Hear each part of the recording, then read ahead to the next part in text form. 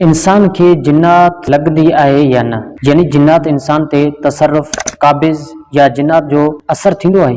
अॼु आऊं अव्हां खे क़ुरान जी आयत जी रोशनी में इहो बितफ़सील ॿुधाईंदुसि त जिन इंसान के लॻंदो आहे या न। इहो ॿुधाइण इन करे लाज़मी आहे जो भिटाईअ जी भूअं भलारी भिट जा अबोज माण्हू आमिल मौलवियुनि ऐं पीरनि जे दर जा ग़ुलाम बणिजी पंहिंजी औलाद जूं ज़िंदगियूं ज़ाया करे छॾियूं आहिनि। नौजवाननि जे ज़हननि में शैतानी वसवसा, जिन्नात जा असर, जादू ऐं कामण जा ख़्यालात ॾेई उन्हनि जूं उमेदूं, हसरतूं, हता के जीवन जो जियापो बि खसे वठनि था। केतिरनि ई जोधनि जवाननि जे ज़िंदगी जो ॾीओ इन्हनि जे ॾिनल शैतानी वसवसनि ऐं बुरनि ख़्यालातनि उहो ॾीओ ज़िंदगी जो विसाए छॾियो। माण्हुनि खे इन आज़ार खां आजो करण बजाए ज़िंदगी तंग करे पंहिंजी दुनिया आसूदी करे ज़िंदगी जा मज़ा माणे रहिया आहिनि।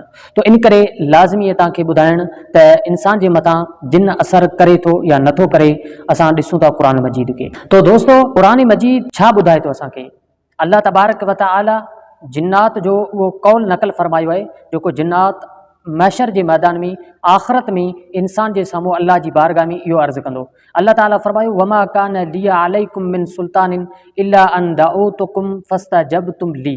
यानी इहो शैतान, जिन्नात या अल्लाह की बारगाह में आख़िरत वारे ॾींहुं मैशर के मैदान में अल्लाह की बारगाह में इहो अर्ज़ कंदी त मुंहिंजो इंसान के मथां, इंसान के मुखातिब थी चवंदी त मुंहिंजो अव्हां जे मथां ॿियो को बि तसल्लुत न हो, ऐं अव्हां जे मथां ॿियो को बि मुंहिंजो कमु कोन हो। सिर्फ़ु इहो हो त अव्हां खे आऊं बुराई जे मथां राग़िब करणु ऐं बुराई जे तरफ़ तव्हां खे दावत ॾियणु, गुमराह करणु, इहो ई मुंहिंजो कमु हो। ॿियो मुंहिंजो को बि कमु कोन हो। ऐं इहो जेको असां वटि मशहूरु आहे, माण्हू खे मिर्गी ईंदी आहे, उनजा जेके आज़ा आहिनि टेढ़ा थी वेंदा आहिनि, उनजूं अखियूं बंदि थी वेंदियूं आहिनि, उनजा हथ ऐं पेर टेढ़ा थी वेंदा आहिनि, या हू ॻाल्हाईंदो आहे, असां चवंदा त हीउ शैतान या जिन्नात जेका आहे ॻाल्हाए रही आहे, त इहो सभु बेअसल ऐं बातिल ॻाल्हि आहे। जिन्नात इंसान जे मथां असरु नाहे कंदो।